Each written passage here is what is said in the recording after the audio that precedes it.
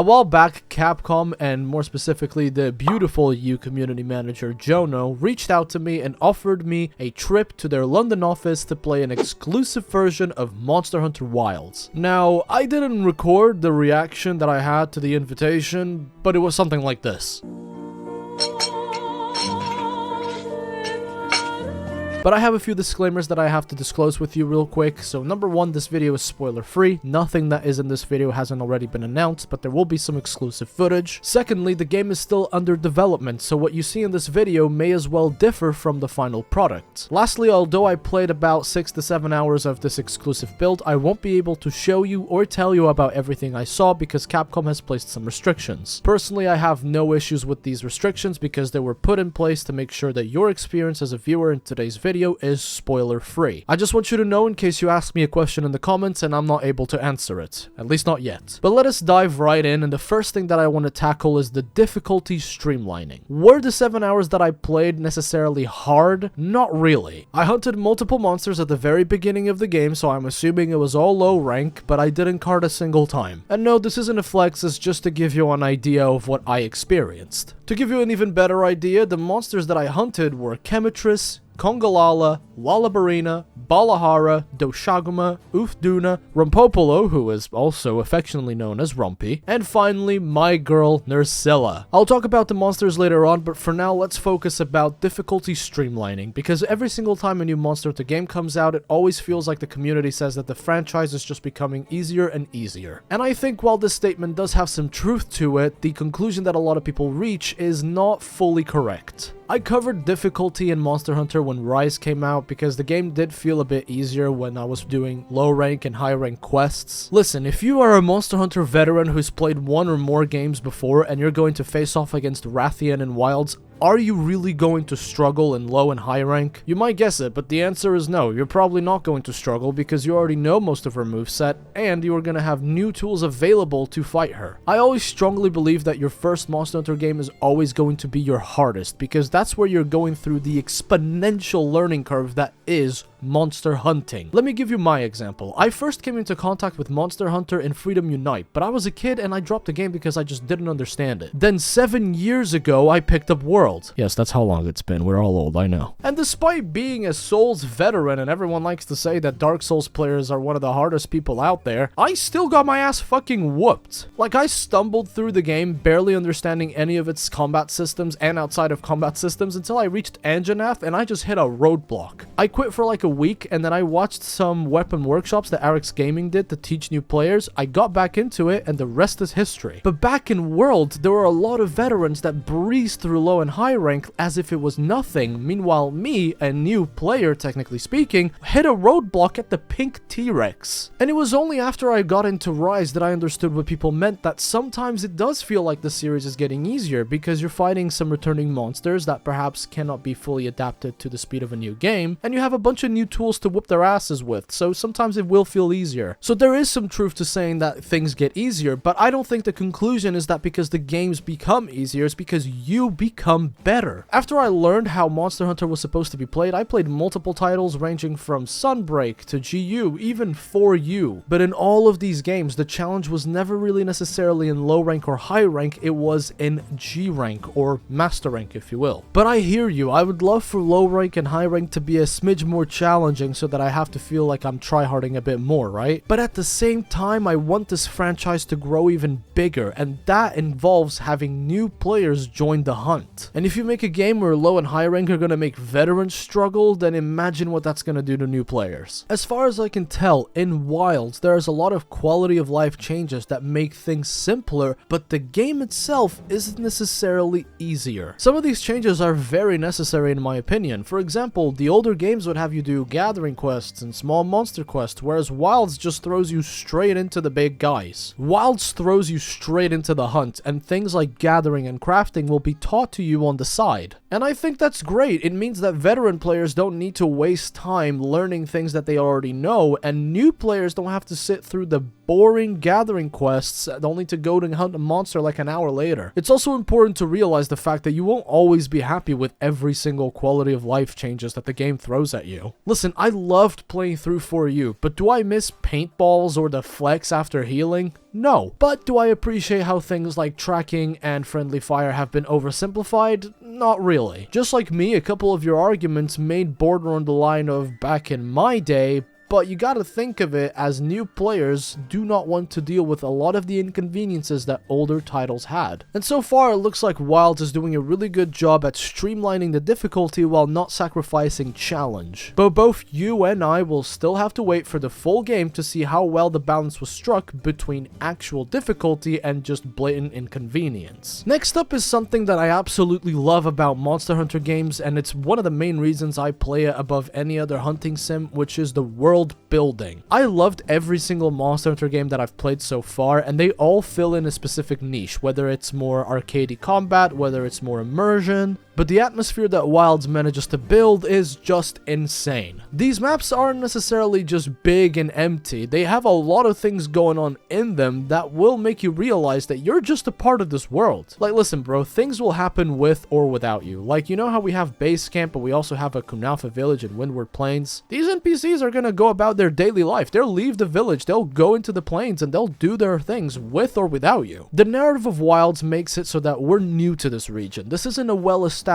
guild frontier. It's a new place with new monsters, and for some reason, people live here and we didn't know about it. And while I do appreciate that things are told to you via cutscenes and the story, I also really appreciate how things are told to you in the background by just observing the world around you. And you can really tell that this will differ from map to map because each area is super unique. I got to hunt in the Windward Plains, the Scarlet Forest, the Oil Well Basin, and even in the new map that was just announced, the Ice Shard Cliffs. Now, I wasn't allowed to explore around the map and see every nook and cranny, but what I saw by just hunting monsters naturally was pretty fucking mind-blowing. The whole climate changing mechanic is incredible, and it's so diverse from area to area that it really feels like you have more than just 4 maps. When the weather changes, pretty much everyone gets affected. You, the monster, the NPCs, and the sheer size of these maps is just nuts. Like, I can only start thinking about the Elden Ring Shadow of the Erdtree comparison, you know, where Miyazaki said that it will roughly be the size of Limgrave, but then it turned out that it was like the size of 4 Limgraves. And Wilds knows how to do this as well. They know how to layer their maps very uniquely so that it doesn't feel like you just have a copy-paste with a couple of graphic changes. Think of it as if every map was kind of like the ancient forest from World, but instead of a lot of pointless running, there's a lot of actual content.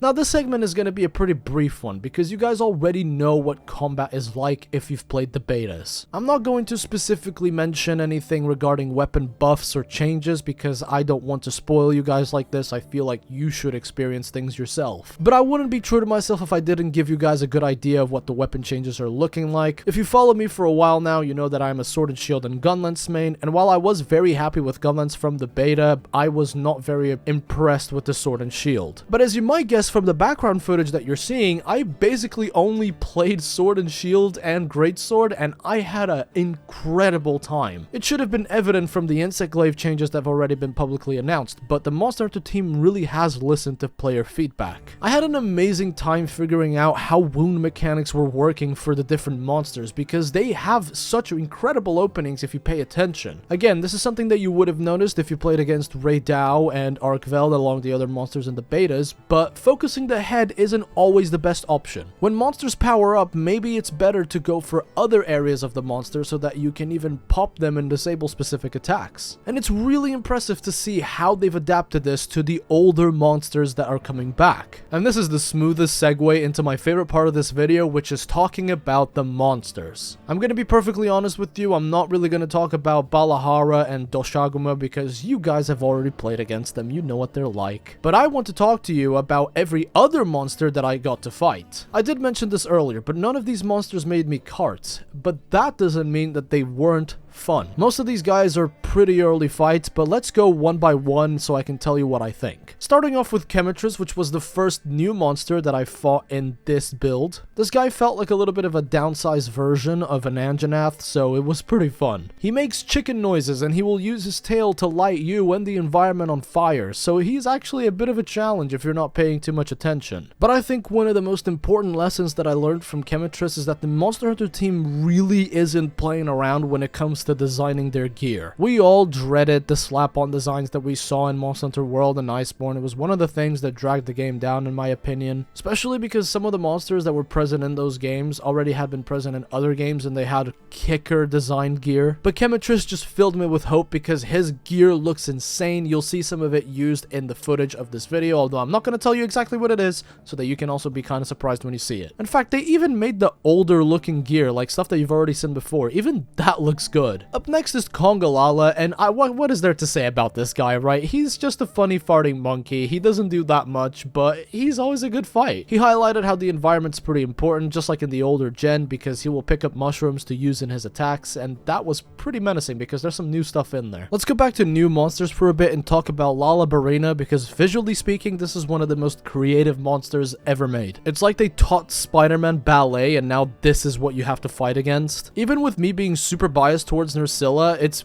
very wrong of me to not say that Lalabarina was super fun. But I will say I was slightly disappointed at the fact that I found her so early on because I wanted her to be a bit harder. It felt like it was a bit slower on the low rank side of things. But maybe this is just like a sample of what we're gonna get in high rank or even in G rank, because she is so beautiful and the way she fights is awesome. It just feels like sometimes she just stands there a little too long. Oof Duna, on the other hand, was pretty menacing. She was the one monster that came very close to carding me, not once, not twice, but like 3 or 4 times. Her moves are well telegraphed, but if you just so happen to be unlucky enough to be in the middle of an animation when she belly flops, you are fucked. I'm not gonna lie, my own genius made this fight very hard because I had just crafted the Balahara SNS, which has water element, and then when I went to fight a water monster, her waterville mechanic made things pretty difficult. Now it is worth saying that the quest that I did for her wasn't an actual capture or slay quest, but rather a repel quest with a completely different ending that I'm not going to spoil for you. And man, the way she moves around the map and the unique ways she fights you depending on what areas of the map you're in, she is insane. They gave her the title of an apex of the Scarlet Forest for a reason. She doesn't play around, okay? Rompopolo, or Brompy if you will, had something very in common with Lalabarina because I wanted him to be harder, but he feels like an introduction monster to the area he's in, which is the Oil Well Basin. Do you guys remember how back in World, when you first went into the Elder's Recess, you had to find Lavasioth, Thuragon, and then Dodogama? Rompopolo's kind of like Dodogama. He's just a precious little thing, and I don't want to hurt him, but I have to. In fact, when the full game releases and I'm in the Oil Well Basin, I'm beelining it straight for a Jarakan because he bullies my boy and he shouldn't be allowed to. Now, last but definitely not least, seeing Nursilla back was truly special. I had 2 requests for returning monsters for this game, one being like Yana and the other being Nursilla. I got to fight her in the Icy Shard Cliffs, and she was incredible. The way that she has old and new moves that interact really well with perfect blocking and offset attacks was just so satisfying. And seeing this new mechanic where she has a bunch of little babies was just so...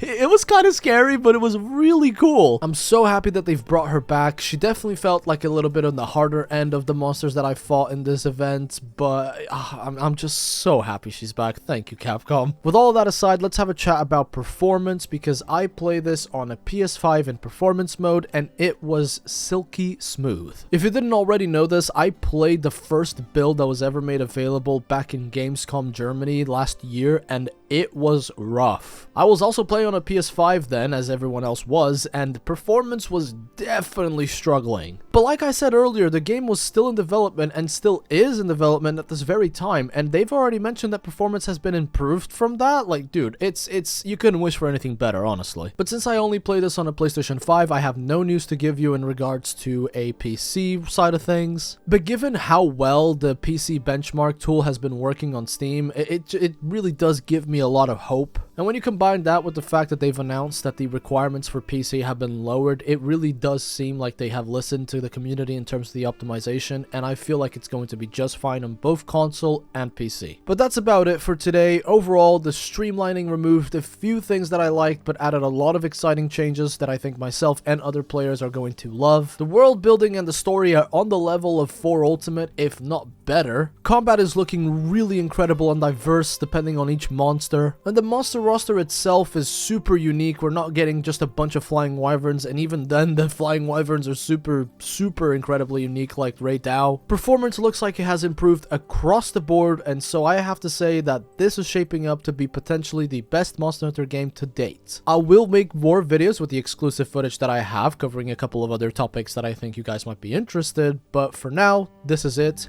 You know the drill. Stay safe, and until we meet again.